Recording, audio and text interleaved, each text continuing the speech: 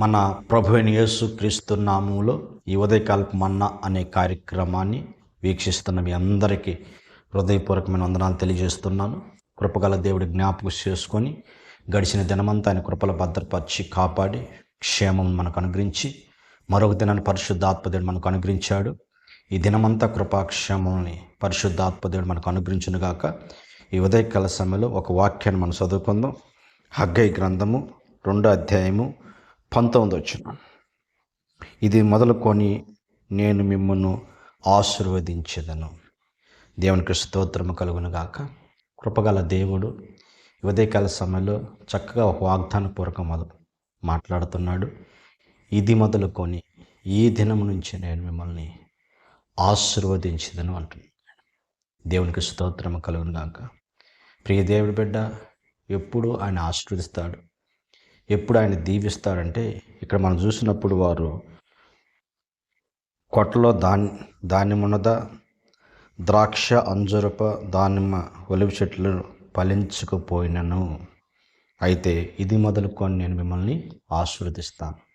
మీ కొట్టలో ధాన్యం లేకపోయినా, ద్రాక్ష చెట్లు ఫలించకపోయినా, అంజూరు చెట్లు ఫలించకపోయినా, ద్రాక్ష చెట్లు ఫలించకపోయినా, నేను మిమ్మల్ని ఇది మొదలుకొని, అంటే ప్రియ దేవుడి బిడ్డ, మీరు సమస్తం కోల్పోయినా, సమస్తం పోగొట్టుకొని ఏ ఫలింపు లేని జీవితంలో నిరాశ మధ్య ఉన్న ప్రజలతో కృపగల దేవుడు మాట్లాడుతున్నాడు. ఇది మొదలుకొని నేను మిమ్మల్ని ఆశీర్వదిస్తాను.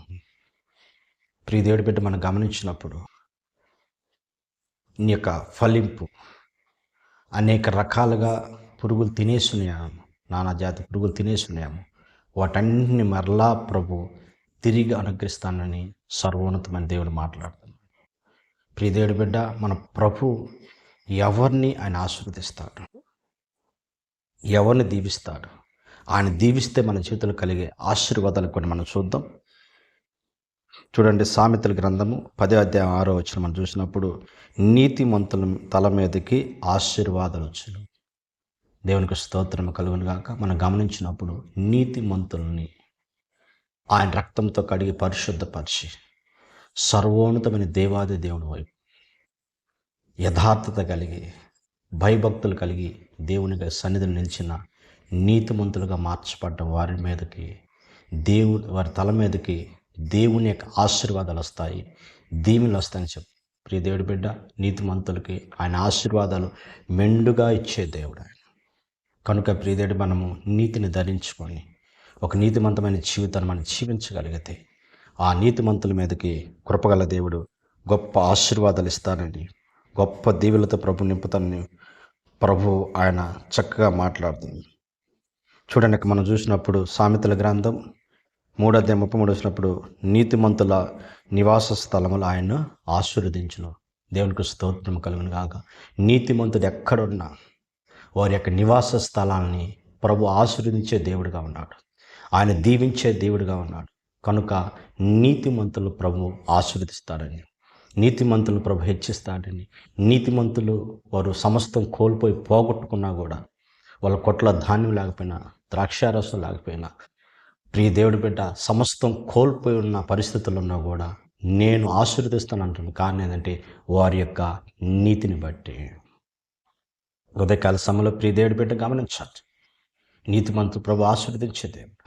చూడండి, అబ్రహామును దేవుడు అతను నీతిమంతుడుగాను యథార్థవంతుడుగాను ప్రభు కనిపించాడు కనుక అబ్రహామును దేవుడు బహుబలంగా ఆశీర్వదించాడు.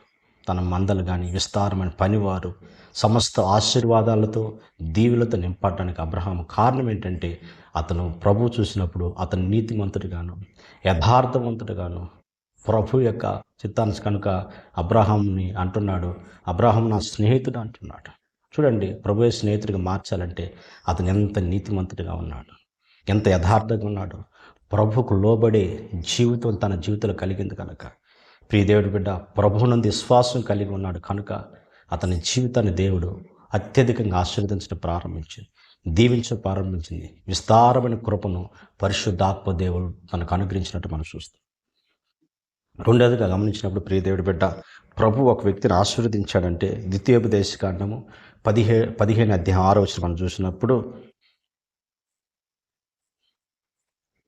ఏలయనగా నీ దేవుడైన యెహోవా నీతో చెప్పిందేమనగా, ఆశీర్వదించిన కనుక నీవు అనేక జనములకు అప్పిచ్చెదవు గాని అప్పు చేయవు. దేవునికి స్తోత్రము కలుగునుగాక. ప్రియ దేవుడి బిడ్డ, ప్రభు ఆశీర్వదిస్తే నీవు అనేక జనములకు అప్పిస్తావు కానీ అప్పు చేయవు అంటున్నాడు ఇక్కడ. కనుక ప్రియ దేవుడి బిడ్డ, నా ప్రభుని దీవిస్తే ఆర్థికంగా ఆయన బలపరిచే దేవుడు ఆయన. ఇంతవరకు ఆర్థికంగా నష్టపోయావేమో, ఆర్థికంగా కోల్పోయావేమో, అనేక నష్టాల జీవితంలో అప్పులు చెరలో ఇరుక్కున్నవేమో. ప్రియ దేవుడి బిడ్డ, నా ప్రభు అంటున్నాడు, ఆయన నిన్ను దీవించడం ప్రారంభిస్తే, ఆయన నిన్ను ఆశీర్వదించడం ప్రారంభిస్తే నువ్వు అనేక జనములకి అప్పిచ్చే వ్యక్తిగా, అంటే దాని అర్థం ఏంటంటే ఇంతవరకు అనేక వద్ద చాపావేమో, వారు కనిపించినప్పుడు ఇప్పుడు నువ్వు చెప్పబోయే మాట ఏంటంటే, నా దేవుడు నన్ను అత్యధికంగా దీవించాడు. అప్పులలో వచ్చి అప్పు తీసుకోమంటే చెప్పేది అంటే, ప్రభు నన్ను సమృద్ధిగా నింపాడు కనుక ఇంకా అవసరం లేదని చెప్పే స్థితికి ప్రభు తీసుకొస్తాడు ఆయన. ఎప్పుడంటే నీతిమంతుడిగా నువ్వు మార్చబడితే, ప్రభుత్వం యథార్థమైన జీవితాన్ని కలిగి ఉంటే. ప్రియ దేవుడి బిడ్డ, నా దేవుడు నిన్ను అప్పిచ్చే వ్యక్తిగా చేస్తానంటున్నాడు ఆయన. ఇక మీద నీవు అప్పులు పడే వ్యక్తిగాను, అనేక మంది అప్పులు తీసుకునే వ్యక్తిగాను, నువ్వు ఆర్థికంగా నష్టపోయి కృంగిపోయే పరిస్థితులు నా ప్రభు తీసుకురాడు ఆయన. ఒక వ్యక్తిని ఆశీర్వదించడం ప్రారంభిస్తే వారి యొక్క ఆశీర్వాదాలు ఎవరు ఆపలేరండి, వారి యొక్క దీవెలు ఎవరు ఆపలేరు. కనుక దేవుడు ఆశీర్వదించినప్పుడు, దేవుడు దీవించినప్పుడు, దేవుడు ఒక వ్యక్తిని ఉన్నత శిఖర నిలబెట్టబడుతున్నప్పుడు నీ ఆశీర్వాదం ఎవరు ఆపలేరు. నీకున్న ఆర్థిక సమస్యల నుంచి, నీ భయంకరమైన అప్పుల శరలోంచి ప్రభు విడిపించి కృప చూపించుటకు నా ప్రభు శక్తివంతమైన దేవుడు ఆయన.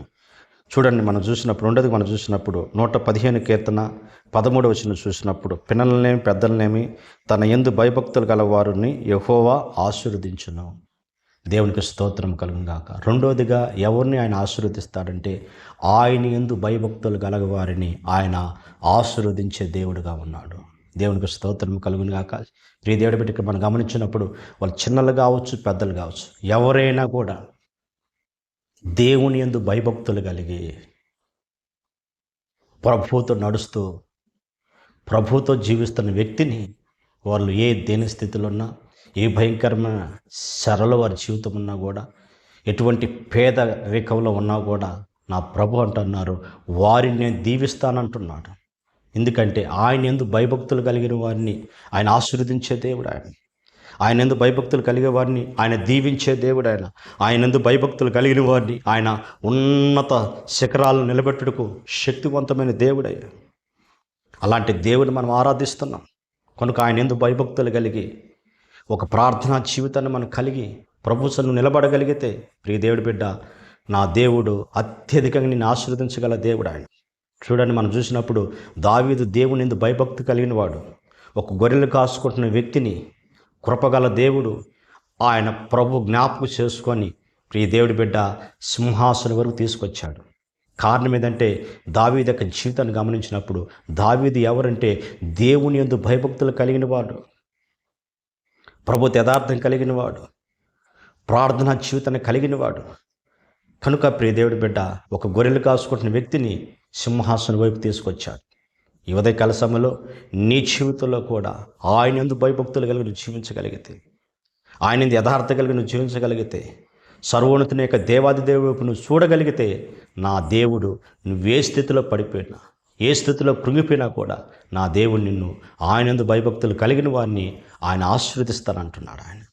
ఆయన దీవెనకరంగా మార్చే దేవుడు ఆయన. ప్రియ దేవుని బిడ్డ, ఈ ఉదయకాల సమయంలో నీ జీవితంలో ఆయన ఆశీర్వదించుటకు, దీవించుటకు ఆయన శక్తివంతమైన దేవుడు ఆయన.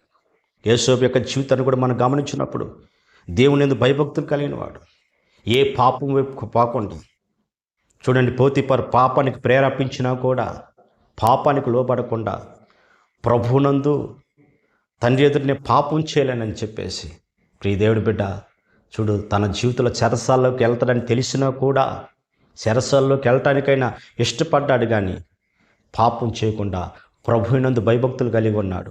కొన్ని రోజులు చెరసాలు అనుభవించినా కూడా ఆ చెరసాల అనుభవమే అతన్ని ఐగుప్తుకి ప్రధానమంత్రిగా చేసింది. ప్రియ దేవుడి బిడ్డ, నీ జీవితంలో ఎటువంటి శరలు వచ్చినా, ఎటువంటి సమస్యలు నీ జీవితంలో కలిగినా కూడా ప్రభువుని ఎడవకుండా ఆయన యందు నువ్వు భయభక్తులు కలిగి జీవించగలిగితే, నా దేవుడు నిన్ను ఒకరోజు ఆశీర్వదించి ఒకరోజు దీవించి అనేక మంది ఎదుట ఘనతాస్పదంగా మార్చుటకు శక్తివంతమైన దేవుడు ఆయన. ఉదయకాల సమయంలో ఘనహీనంగా ఉన్నవా? అనేక మందికి హేళనకరంగా ఉన్నవా? ఆర్థిక శ్రమలు ఇరుక్కున్నవా? రకరకాల సమస్యలు నీ జీవితాన్ని వెంటాడుతున్నాయా?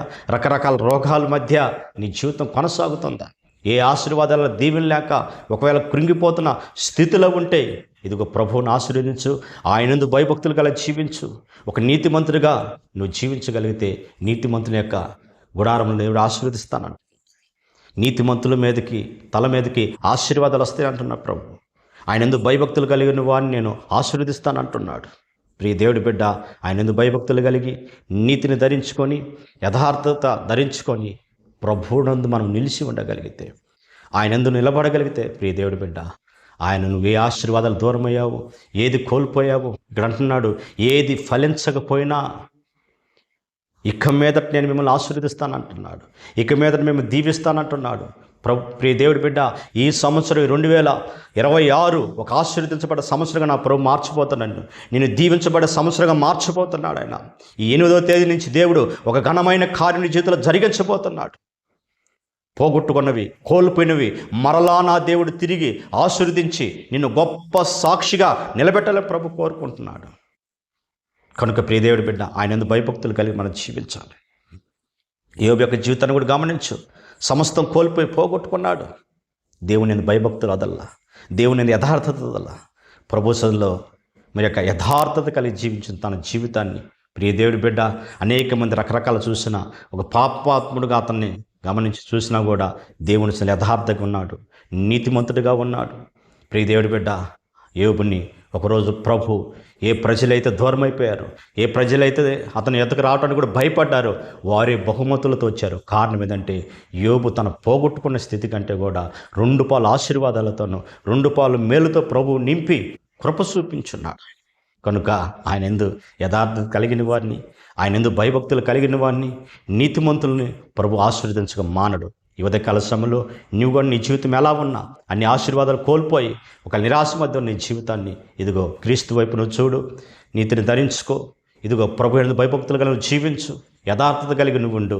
యథార్థవంతులను ప్రభు ఆశీర్వదించగా మాన. కనుక ప్రియదేవుడి బిడ్డ, ఈ వాక్యం వెంటనే నీ జీవితంలో కూడా ఈ సంవత్సరం నువ్వు ఒక ఫలభరితంగా మార్చబడాలని నా దేవుడు నిన్ను అత్యధికంగా దీవించి అనేక మందికి ఆశీర్వాదకరంగాను అనేక మందికి నువ్వు దీవెనకరంగా ఉండాలని నా ప్రభు కోరుకుంటున్నాడు. ఈ వాక్యం విన్న నీవు ఈ సమయంలో ప్రార్థన చేసుకో. నా దేవుడు నిన్ను దీవించునుగాక.